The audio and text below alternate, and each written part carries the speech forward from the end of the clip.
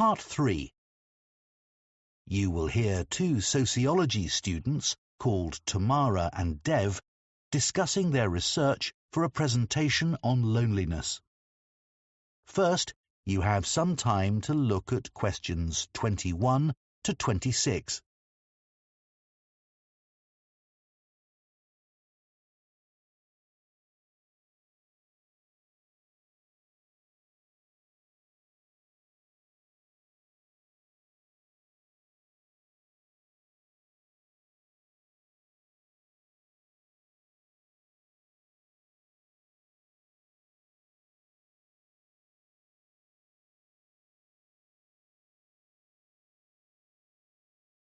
Now listen carefully and answer questions 21 to 26.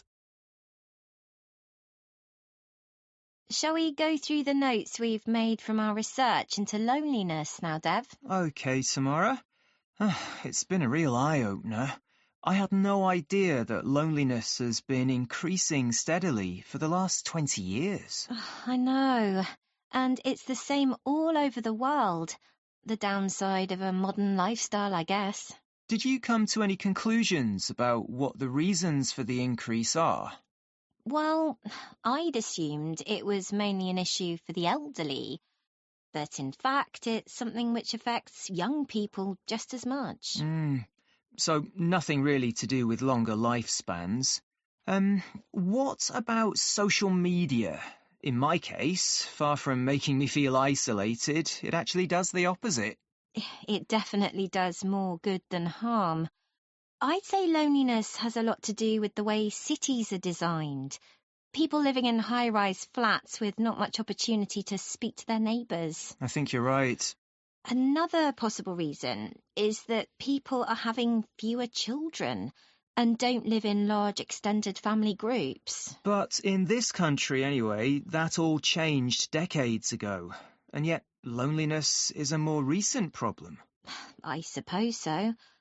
A more plausible explanation is that people are having to move around for work and often end up living miles away from their family and friends. That's true. Looking at the studies on health risks and loneliness, there are claims that loneliness has as much impact as smoking 15 cigarettes a day. Or similar to the risks caused by obesity. But I'm not sure there's enough evidence for some of these claims. Well, what about that one in Finland, which showed that loneliness increased the risk of cancer by about 10%? And those findings have been supported by other studies too. You're right about that one. I was actually thinking of the studies on dementia. Some found no association between loneliness and dementia, and others found the opposite. Not exactly reliable then. There's been a lot of research on cardiovascular disease and whether loneliness contributes to that. Yes, I read that it was hard to reach a judgment, as the definition of loneliness varied quite a lot, and the responses from participants were too subjective. But there's no doubt that loneliness contributes to a weakened immune system. Unquestionably. The data on that is sound. What did you think about the evolutionary theory of loneliness? Well, I thought the idea that loneliness evolved because it motivated people to be with other people quite convincing. Survival often depended on group cooperation. But I don't think there's enough evidence to claim that there must be a group of neurons in our brains which influence social behaviour by making us feel bad when we're alone.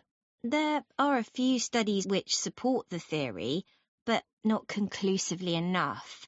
More evidence is needed. And anyway, this theory's not really useful when it comes to solving the problem of loneliness today. True.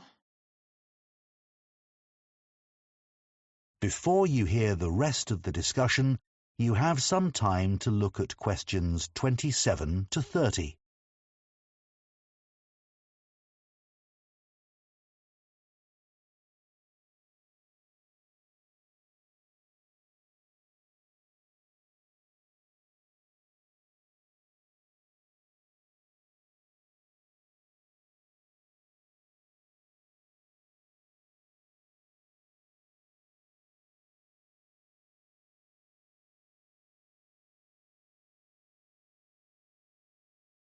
Now listen and answer questions 27 to 30.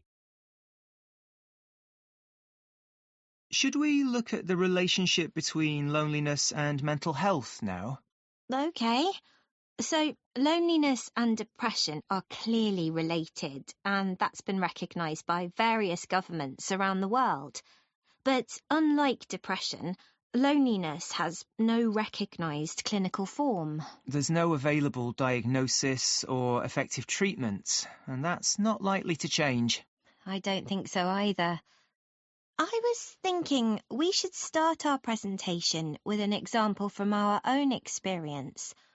I'd like to talk about how lonely I was when I started university, being away from home for the first time and all that. Good idea. Everyone will be able to relate to that, although a lot of students were probably too embarrassed to admit to it. Yeah. We could discuss ways of dealing with loneliness as well, like just talking to strangers. Loads of studies have shown that interactions with shop assistants and bar staff make people feel more optimistic and relaxed. I don't know about that, but it must make people feel more connected with their community. True, although you need to be a certain kind of person to be able to just strike up a conversation. Good point. We should say something about solitude and how being alone and being lonely aren't the same thing. It's strange the way some people can't stand being by themselves while others love it. Yeah, the research shows a certain amount of solitude is beneficial for well-being, which I appreciate, but being alone isn't something I actually like. I'd never choose to go on holiday alone, for example. Me neither. Well, let's not... That is the end of part 3. You now have 30 seconds to check your answers to part 3.